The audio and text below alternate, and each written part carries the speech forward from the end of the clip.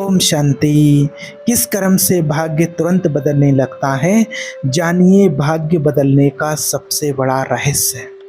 क्या आप जानते हो कि कुछ लोगों का भाग्य बरसों की मेहनत के बाद भी नहीं बदलता और कुछ लोगों की जिंदगी एक ही घटना के बाद अचानक करवट ले लेती है? क्या सचमुच कोई ऐसा कर्म है जो भाग्य की दिशा को तुरंत बदल देता है? हाँ है, लेकिन वो कर्म वैसा नहीं है जैसा संसार समझता है। वह ना तो दान है, ना पूजा, ना तपस्या और ना ही कोई चमत्कारी अनुष्ठान। वो एक ऐसा आंतरिक कर्म है जो होते ही मनुष्य उसी क्षण अपने पुराने भाग्य से अलग होने लगता है। और यही वो रहस्य था जिसे एक रात मिथिला के राजमहल में सुनकर स्वयं राजा जनक कई क्षणों तक मौन रह गए थे। उस रात महल के बाहर सब कुछ शांत था। आकाश में चंद्रमा था, लेकिन उसका प्रकाश से अधिक उजाला राजसभा में बैठी उस युवा ऋषि के चेहरे पर दिखाई दे रहा था, जिसका शरीर 8 स्थानों से टेढ़ा था, पर जिसकी दृष्टि सीधे आत्मा के भीतर उतर जाती थी। राजा जनक ने धीरे से पूछा, गुरुदेव, मनुष्य ऐसा कौन सा कर्म करे जिससे उसका भाग्य बदल जाए? सभा में बैठे विद्वानों को लगा कि अब धर्म, यज्ञ, पुण्य और कर्म कांडों की लंबी चर्चा हो गई, लेकिन अष्टावक्र ने जो कहा उसने सबको चौंका दिया। उन्होंने कहा, भाग्य तब तक नहीं बदलता जब तक कर्म बदलता रहता है और कर्ता वही बना रहता है। ये वाक्य सुनकर सभा में सन्नाटा छा गया। लोग समझ भी नहीं पाए कि इसका अर्थ क्या है। बरसों से मनुष्य अपने कर्म बदलने की कोशिश करता है। नौकरी बदलता है, घर बदलता है, मित्र बदलता है, शहर बदलता है, यहाँ तक कि अपने सपने भी बदल देता है। फिर भी भाग्य अक्सर वैसा ही बना रहता है। आखिर क्यों? क्योंकि बाहर सब बदलता है, लेकिन भीतर बैठा मैं वही रहता है जो हर दुख, हर इच्छा और हर भय को पकड़े रहता है। अष्टावक्र ने जनक की ओर देखा और पूछा, यदि कोई व्यक्ति अंधेरे कमरे में बार बार फर्नीचर बदलता रहे तो क्या कमरा उजाला हो जाएगा? राजा जनक ने तुरंत उत्तर दिया, नहीं। अष्टावक्र मुस्कुराए, ठीक वैसे ही मनुष्य कर्म बदलता रहता है, लेकिन चेतना नहीं बदलता। इसलिए भाग्य भी उसी अंधेरे में घूमता रहता है। और यही सुनकर जनक के अंदर कुछ हिलने लगा, क्योंकि उन्हें लगा कि ये उत्तर केवल दर्शन नहीं बल्कि उनके जीवन का दर्पण है। फिर अष्टावक्र जी ने एक विचित्र कथा सुनाई। उन्होंने कहा कि एक व्यक्ति प्रतिदिन नदी किनारे जाकर ईश्वर से प्रार्थना करता था कि उसका दुर्भाग्य समाप्त हो जाए। वर्षों तक वह यही करता रहा, लेकिन एक दिन वह प्रार्थना करने नहीं गया। उस दिन वो नदी के शांत जल को देखता रहा और पहली बार उसके मन में प्रश्न उठा, जो भाग्य बदलना चाहता है वह मैं कौन हूँ? यही उसी क्षण उसके भीतर कुछ टूट गया। वो प्रश्न इतना गहरा था कि उसने उसके सारे पुराने विचारों को हिला दिया और उसी दिन से उसकी दृष्टि बदल गई। बाहरी परिस्थितियां तुरंत नहीं बदली, लेकिन उसका अनुभव बदल गया और यहीं से उसका भाग्य भी बदलने लगा। राजा जनक अब पूरी तरह ध्यानमग्न थे। उन्होंने पूछा, क्या केवल एक प्रश्न से भाग्य बदल सकता है? अष्टावक्र ने उत्तर नहीं दिया। उन्होंने सभा में जलते हुए दीपक की ओर संकेत किया। दीपक की लौ शांत थी। जब तक लौ स्थिर है प्रकाश स्पष्ट है, लेकिन यदि हवा उसे डगमगाने लगे तो सब धुंधला दिखाई देता है। भाग्य भी ऐसा ही है। संसार की घटनाएं नहीं, तुम्हारा चंचल मन तुम्हारा भाग्य बनाता है। और ये सुनकर कई विद्वानों के चेहरे पर असहमति दिखाई दी, क्योंकि ये विचार उनके वर्षों के अध्ययन को चुनौती दे रहा था। एक वृद्ध पंडित उठे और बोले, यदि सब मन का खेल है तो कर्मों का क्या महत्व है? तब अष्टावक्र ने उनकी ओर देखा और कहा, कर्म महत्वपूर्ण है, लेकिन उससे भी अधिक महत्वपूर्ण है वो चेतना है जिसे कर्म किया जाता है। फिर उन्होंने एक उदाहरण दिया। 2 व्यक्ति भूखे को भोजन कराते हैं, एक प्रसिद्धि के लिए, दूसरा करुणा से। कर्म समान है, लेकिन उसका फल समान नहीं है, क्योंकि भाग्य केवल कर्मों की गिनती से नहीं बनता, चेतना की गुणवत्ता से बनता है। और यही वो रहस्य है जिसे अधिकांश लोग कभी समझ नहीं पाते। सभा में उपस्थित लोग अब पहले जैसे नहीं रहे थे। प्रत्येक व्यक्ति अपने भीतर झांकने लगा था। अष्टावक्र ने आगे कहा, जिस दिन मनुष्य अपने हर कर्म के पीछे छिपे स्वार्थ को देख लेता है, उसी दिन उसका नया भाग्य जन्म लेने लगता है। ये सुनते ही कुछ लोगों को असहजता हुई, क्योंकि दूसरों को धोखा देना आसान है, स्वयं को नहीं। और जब मनुष्य पहली बार अपने भीतर छिपे अहंकार को देखता है, तब उसकी पूरी दुनिया हिलने लगती है। जनक ने धीरे से पूछा, तो क्या अहंकार ही दुर्भाग्य का कारण है? अष्टावक्र कुछ क्षण मौन रहे, फिर बोले, अहंकार वो बीज है जिससे भय, क्रोध, लोभ और मोह जन्म लेता है, लेकिन और यही चारों मिलकर मनुष्य का भाग्य बनते हैं। उनकी आवाज़ में ऐसा भार था कि पूरा वातावरण गंभीर हो गया। ऐसा लग रहा था जैसे शब्द नहीं, कोई अदृश्य सत्य सभा में उतर रहा हो। अचानक बाहर तेज हवा चलने लगी, दीपकों की लौ कांप उठी। कुछ क्षणों के लिए सभा में अंधकार फैल गया। जब प्रकाश लौटा तो अष्टावक्र ने पूछा, अभी क्या हुआ? लोगों ने कहा, अंधेरा छा गया। अष्टावक्र ने सिर हिलाया, नहीं, प्रकाश कहीं गया नहीं था, केवल क्षण भर के लिए तुम्हारी दृष्टि उससे वंचित हो गई थी। और फिर उन्होंने कहा, भाग्य भी ऐसा ही है। अधिकांश लोग सोचते हैं कि उनका सौभाग्य उनसे दूर चला गया है, जबकि सत्य है कि वे अपनी ही चेतना के प्रकाश से दूर हो गए हैं। अब जनक के मन में एक और प्रश्न उठ रहा था, यदि भाग्य बदलने का रहस्य भीतर है, तो वह निर्णायक क्रम कौन सा है जिसके बाद परिवर्तन शुरू होता है? अष्टावक्र मानो उनके मन को पढ़ रहे थे। उन्होंने कहा, जिस क्षण स्वयं मनुष्य को पीड़ित मानना छोड़ देता है, उसी क्षण उसका भाग्य बदलने लगता है। ये सुनकर सभा स्तब्ध रह गई, क्योंकि लोग बरसों से अपने दुखों का कारण दूसरों को मानते आए थे, परिस्थितियों को, ग्रहों को, समाज को, यहाँ तक कि ईश्वर को भी। उन्होंने आगे कहा, पीड़ित होने का भाव सबसे बड़ा बंधन है। जब तक आप स्वयं को परिस्थितियों का शिकार मानते हो, तब तक तुम्हारा भाग्य उन्हीं परिस्थितियों से बंधा रहता है। लेकिन जिस क्षण तुम साक्षी बन जाते हो, उसी क्षण भाग्य की जंजीरें कमजोर पड़ने लगती हैं। जनक की आंखें अब पहली जैसे नहीं थीं। उनमें एक नई समझ की चमक दिखाई दे रही थी। सभा समाप्त नहीं हुई थी, लेकिन वातावरण बदल चुका था। लोग अब उत्तर नहीं खोज रहे थे, वे स्वयं को खोजने लगे थे। कुछ अपने पुराने निर्णयों को याद कर रहे थे, कुछ अपने भीतर के भय को देख रहे थे, और कुछ पहली बार ये अनुभव कर रहे थे कि शायद उनका सबसे बड़ा शत्रु बाहर नहीं, भीतर बैठा है। तभी जनक ने एक अंतिम प्रश्न पूछा, ऐसा प्रश्न जो शायद हर युग का मनुष्य पूछता आया है। उन्होंने कहा, यदि मैं अभी इसी क्षण वो कर्म करूं जिससे भाग्य बदलता है, तो मुझे कैसे पता चलेगा कि परिवर्तन शुरू हो चुका है? अष्टावक्र की आंखों में एक रहस्यमय चमक उभरी। उन्होंने उत्तर देने से पहले सभा के प्रत्येक व्यक्ति की ओर देखा, मानो वे केवल जनक से नहीं, आने वाले हजार वर्ष के मनुष्यों से बात कर रहे हों। फिर उन्होंने अत्यंत धीमी आवाज में कहा, जब तुम्हें पहली बार ये अनुभव हो जाए कि तुम्हारे भीतर जो देख रहा है वो कभी दुखी नहीं हुआ, कभी टूटा नहीं, कभी हारा नहीं, तब समझ लेना कि भाग्य बदलना शुरू नहीं हुआ है, बल्कि वो पुराना भाग्य समाप्त होना शुरू हो गया है। और ये कहते ही उन्होंने अपनी आंखें बंद कर लीं। लेकिन उसी क्षण राजसभा में उपस्थित एक व्यक्ति अचानक कांप उठा, क्योंकि उसे ऐसा लगा जैसे अष्टावक्र के शब्द उसके भीतर किसी बहुत पुराने, बहुत गहरे रहस्य का द्वार खोल चुके हैं। और उस द्वार के दूसरी ओर जो दिखाई दे रहा था, वो उसकी पूरी जिंदगी को बदल देने वाला था। राजसभा में बैठे उस व्यक्ति का चेहरा अचानक पीला पड़ गया, उसके हाथ कांप रहे थे। किसी ने सोचा कि शायद वो बीमार हो गया है, लेकिन अष्टावक्र की दृष्टि उस पर टिक गई। कुछ क्षणों तक दोनों के बीच मौन का ऐसा संवाद हुआ जिसे कोई और समझ नहीं पाया।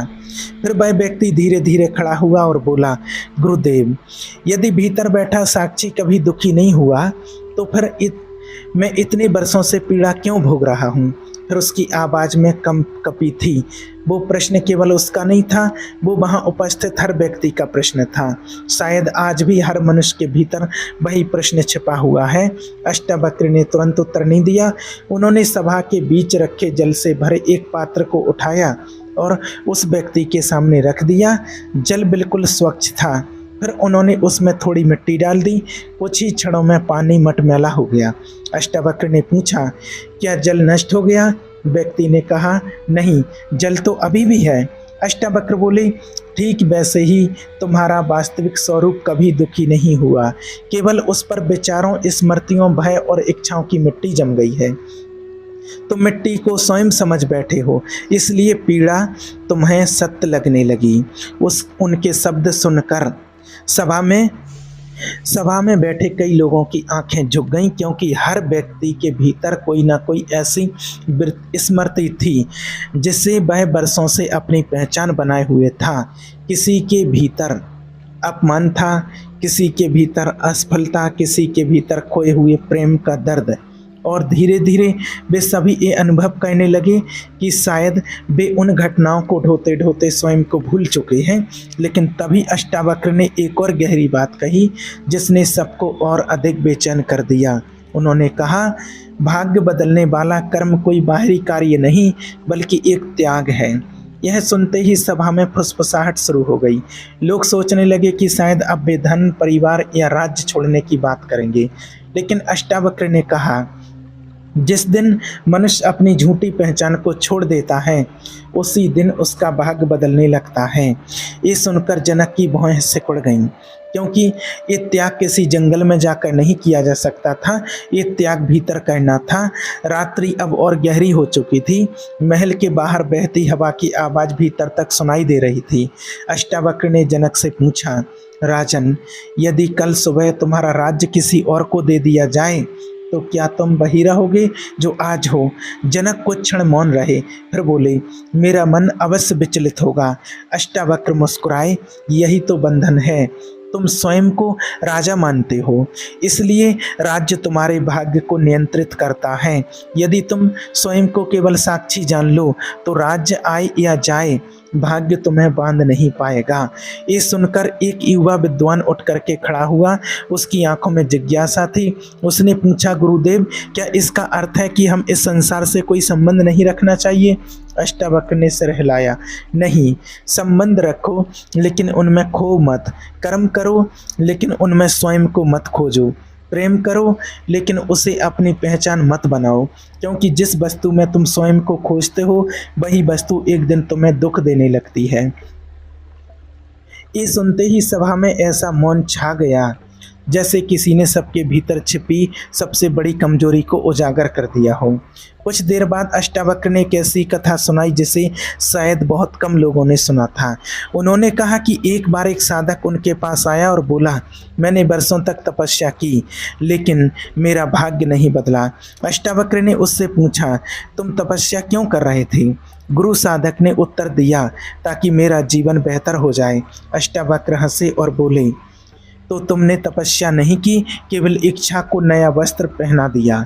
वे साधक स्तब्ध रह गया, क्योंकि पहली बार किसी ने उसकी साधना के पीछे छिपी लालसा को जागर किया था। राज्यसभा में बैठे लोग अब समझने लगे थे कि भाग्य केवल घटनाओं का नाम नहीं है। भाग्य वो दिशा है जिसमें चेतना बहती है, और चेतना तब तक मुक्त नहीं होती जब तक वह अपनी इच्छाओं की जंजीरों से बंधी रहती है। लेकिन तभी अष्टावक्र ने एक और रहस्य खोला। उन्होंने कहा, कुछ इच्छाएं भाग्य नहीं बदलती, वे केवल भाग्य को दोहराती हैं। यह वाक्य सुनते ही जनक की आंखें फैल गईं। कैसे? उन्होंने पूछा। अष्टावक्र बोले, जिस इच्छा का जन्म भय से होता है, वह तुम्हें उसी पुराने भाग्य में वापस ले जाती है, लेकिन जिस कर्म का जन्म जागरूकता से होता है, वह नया द्वार खोलता है।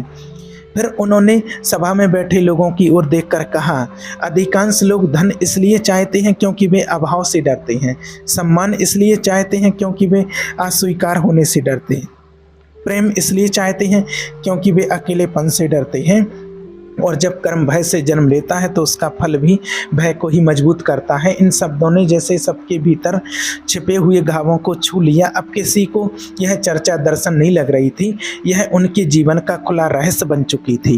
जनक के भीतर भी अनेक स्मृतियां उठ रही थीं। विजय के क्षण, पराजय के क्षण, गर्व, चिंता, मोह, सब कुछ जैसे आंखों के सामने घूम रहा था। और तभी उन्हें पहली बार अनुभव हुआ कि शायद उन्होंने जीवन भर कर्म किए लेकिन स्वयं को कभी नहीं जाना। अचानक अष्टावक्र ने अपनी आंखें बंद कर ली।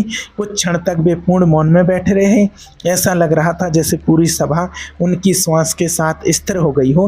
फिर उन्होंने धीरे से कहा, मनुष्य का भाग्य तब बदलता है जब वो पहली बार अपने विचारों पर विश्वास करना बंद कर देता है। ये सुनते ही कई लोग चौंक गए, क्योंकि मनुष्य को हमेशा यही सिखाया गया था कि अपने विचारों का अनुसरण करो, लेकिन अष्टावक्र कुछ और ही कह रहे थे। उन्होंने कहा, विचार आते हैं और चले जाते हैं। कल जो विचार सत्य लग रहा था आज वही भ्रम लग सकता है। यदि तुम विचार नहीं हो तो फिर तुम कौन हो? ये प्रश्न हवा में तैर गया। कोई उत्तर नहीं दे पाया, क्योंकि ये प्रश्न बुद्धि से नहीं अनुभव से हल होना था। जनक अब पूरी तरह भीतर डूब चुके थे। उन्हें लग रहा था जैसे अष्टावक्र धीरे धीरे उनके अस्तित्व की हर परत को हटाते जा रहे हैं।